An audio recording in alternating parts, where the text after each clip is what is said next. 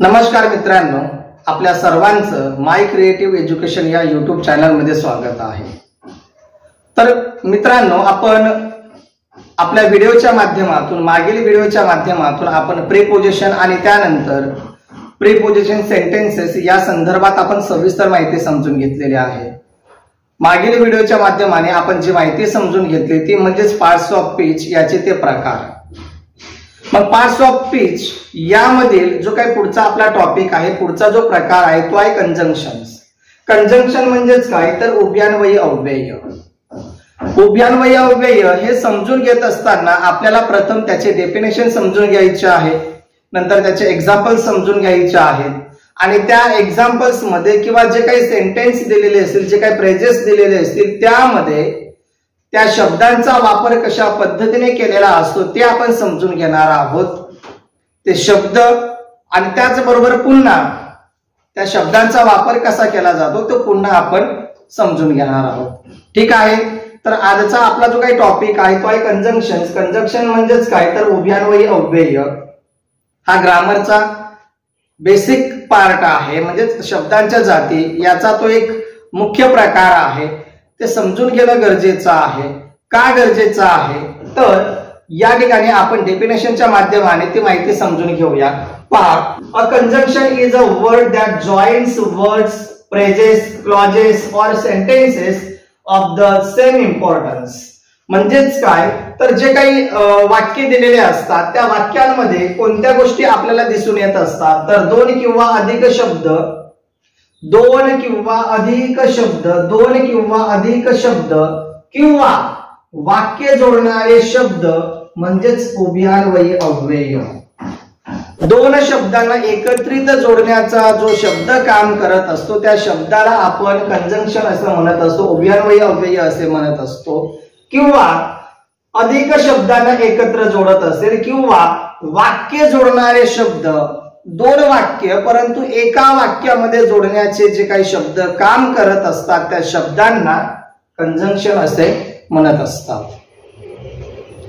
ते कोणत्या पद्धतीने तर या ठिकाणी एक्झाम्पल्स दिलेले आहेत। पहा, एक्झाम्पल्स पहा। Cars are expensive, 8 people buy them. Cars are expensive. Expensive म्हणजेच काय तर महाग। कार्स कशा असतात महाग असतात। 8 मीन्स या शब्दाचा अर्थ आहे तरीही, या शब्दाचा अर्थ आहे तरीही किंवा तरी पण। पीपल बाय देम म्हणजे थोडक्यात या वाक्याचा अर्थ काय झाला की कार्स महाग असतात तरी लोक खरेदी करतात, विकत घेतात। बघा, कार्स आर एक्सपेन्सिव्ह हा एक वाक्य झाला। 8 तरीही, पीपल बाय देम तरी लोक विकत घेतात। मग या ठिकाणी हा जो काही शब्द आहे 8 हा जो शब्द आहे तो आहे उभयान्वयी अव्यय। म्हणजे दोन वाक्यांना एकत्रित जोडण्याचं काम करणारा जो शब्द आहे त्या शब्दाचा आपण उभयान्वयी अव्यय असं म्हणत असतो। कार्स आर एक्सपेन्सिव्ह, कार महाग असतात किंवा महाग आहेत। पीपल बाय देम लोक खरेदी करतात। कार्स महाग आहेत, लोक खरेदी करतात। हे दोन वाक्य आहेत, त्या दोन वाक्यांना जोडणारा हा शब्द आहे 8 म्हणजेच तरीही। कार्स महाग असतात तरीही लोक खरेदी करतात। ओके, पुढचा पहा। You can achieve your goal, you can achieve your goal if you work hard. You can achieve your goal if you work hard. You can achieve your गोल म्हणजे तू तुझे ध्येय साध्य करू शकतोस। यू कॅन अचीव युअर गोल म्हणजे तू तुझे ध्येय किंवा तुझा जो काही उद्दिष्ट ठरवलेला असेल ते तू साध्य करू शकतोस if you work hard. If या शब्दाचा अर्थ काय जर यू वर्क हार्ड की जर तू मेहनत केलीस किंवा जर तू परिश्रम केलेस तर तू तुझे ध्येय साध्य करू शकतोस। म्हणजेच या वाक्यामध्ये इफ हा शब्द आहे उभयान्वयी अव्यय। प्रत्येकाचे वेगवेगळ्या प्रकारचे गोल्स असतात, ते साध्य करण्यासाठी आपल्याला मेहनतीची आवश्यकता असते, परिश्रमाची आवश्यकता असते। जर आपण मेहनत केली, कष्ट केले तरच आपल्याला आपले ध्येय साध्य करता येत असतं. You can achieve your goal if you work hard. तू जर मेहनत केलीस तर तू तुझं ध्येय साध्य करू शकतोस. पुढचा पहा. Rabindranath Tagore was both a poet and philosopher. Rabindranath Tagore was both means दोघेही होते. रवींद्रनाथ टागोर हे काय होते? Both a poet and philosopher. Poet means कवी अँड फिलॉसॉफर म्हणजेच तत्वज्ञ. ओके, तर या दोन्ही गोष्टींना एकत्रित जोडणारा शब्द म्हणजेच कोणता? तर बोथ अँड. रवींद्रनाथ टागोर हे कवी आणि तत्वज्ञ दोघेही होते. रवींद्रनाथ टागोर दोघेही होते, कवी आणि तत्वज्ञ. ओके, थोडक्यात वरील वाक्यांमध्ये जे काही अंडरलाईन केलेले शब्द आहेत, अंडरलाईन केलेले शब्द म्हणजेच कोणते? तर पहा, या ठिकाणी आपल्याला अंडरलाईन केलेले शब्द दिसतायत का? पहिल्या वाक्यात एट, दुसरा इफ, तिसरा बोथ अँड अँड. अधोरेखित केलेले जे काही शब्द आहेत, अंडरलाईन केलेले जे काही शब्द आहेत, ते शब्द म्हणजेच एट, इफ, बोथ अँड ही उभयान्वयी अव्ययाची रूपे आहेत. म्हणजेच याच अशा पद्धतीचे जे काही शब्द आलेले असतात त्या शब्दांचा वापर त्या वाक्यांमध्ये झालेला असतो. ते आपल्याला समजून घेणं गरजेचं असतं. मग हे शब्द कोणकोणते असतात? तर या ठिकाणी पहा, या ठिकाणी काही एक्झाम्पल्स म्हणून आपण शब्द लिहिलेले आहेत.